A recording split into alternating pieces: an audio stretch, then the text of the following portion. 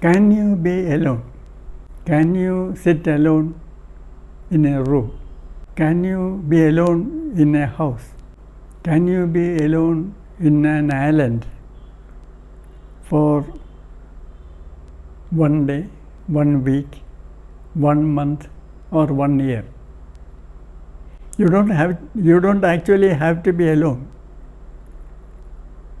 but you must have the ability to be alone without feeling any discomfort if you want to successfully practice meditation. We are ordinarily socially dependent. We identify with a particular separate, limited social self. We have a particular social self-image, a peck order. You are a son before your father or daughter. You are a father before your son. You are a student before your teacher, and you are a teacher before a student. All these images color your notion of reality. Meditation is the process by which you transcend all these self-images, your identification with the self itself. It is not that you secure this limited self through meditation, but the self itself is annihilated, dissolved, or transcended. And then you don't know anything, you don't experience anything, but then consciousness is. So there is only consciousness. There is no you, and there is no other thing called consciousness. So therefore, you must have the ability to get rid of your social dependence. I shall tell you one example. A yoga teacher came to see me. He was teaching yoga and he was also teaching meditation. He said, I have a problem. Now I cannot practice meditation, though I am teaching meditation. I asked him, why you cannot you cannot practice meditation now? Then he said that I committed a mistake. So I asked, what mistake? A girl came to me to learn yoga. I was teaching her yoga, these postures, exercises. And in a weak moment, I raped her. Then she has no complaint. She told me that it was her mistake to have come to a male teacher. She should have gone to a female yoga teacher. So she said, it is okay. I am stopping the lessons today. I am going to another female yoga teacher. And she went away. But from that day, I cannot meditate.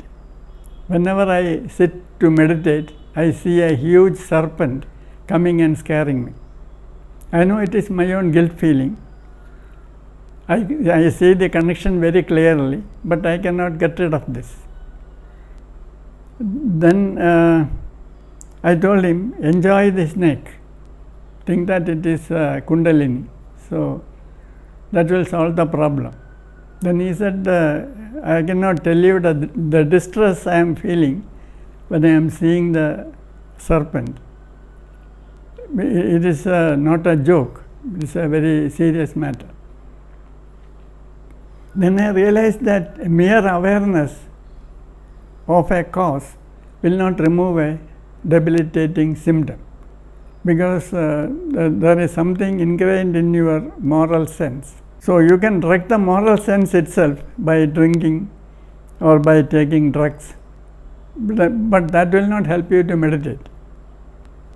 A person who has committed many moral mistakes will not even be able to sit alone. So he will not be able to face himself. So that is the whole problem.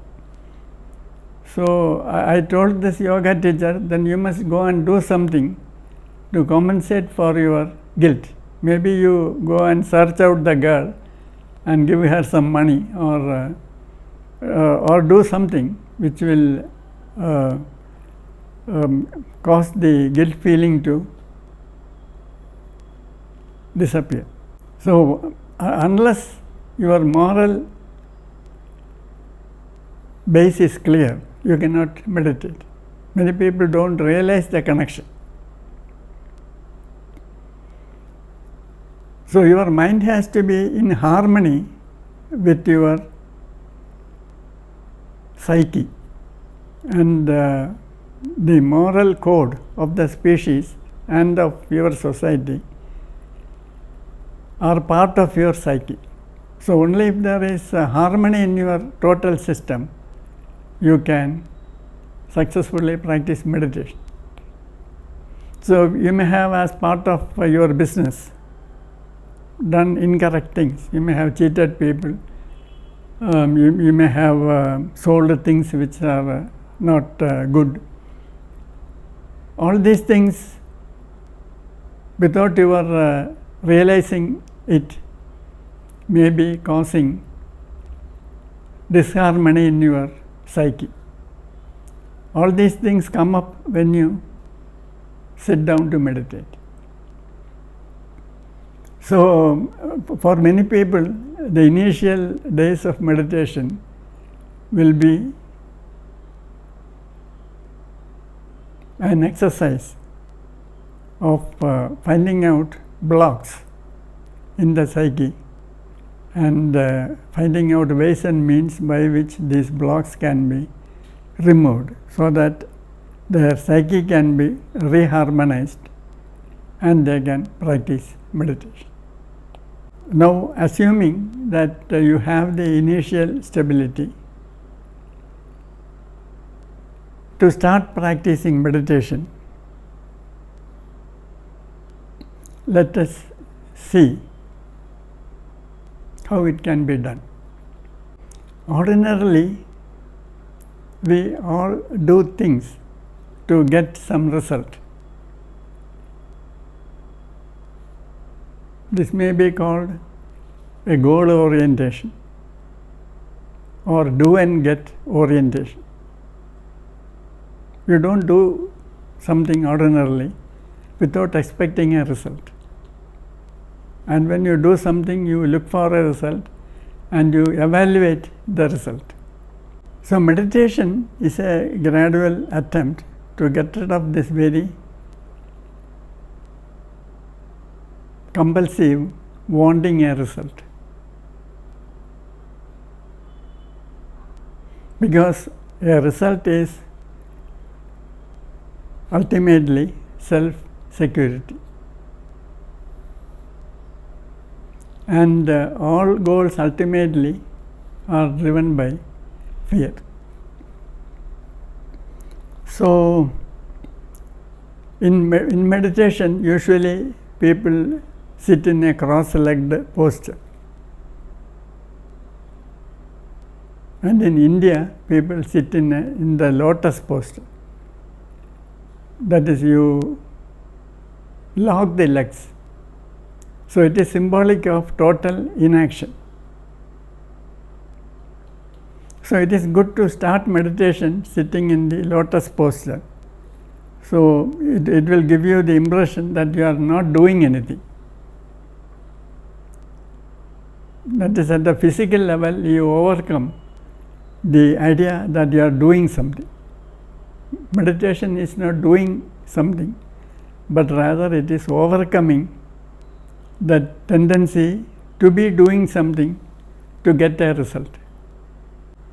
And your meditation is complete when you have totally got rid of this linearity of mind.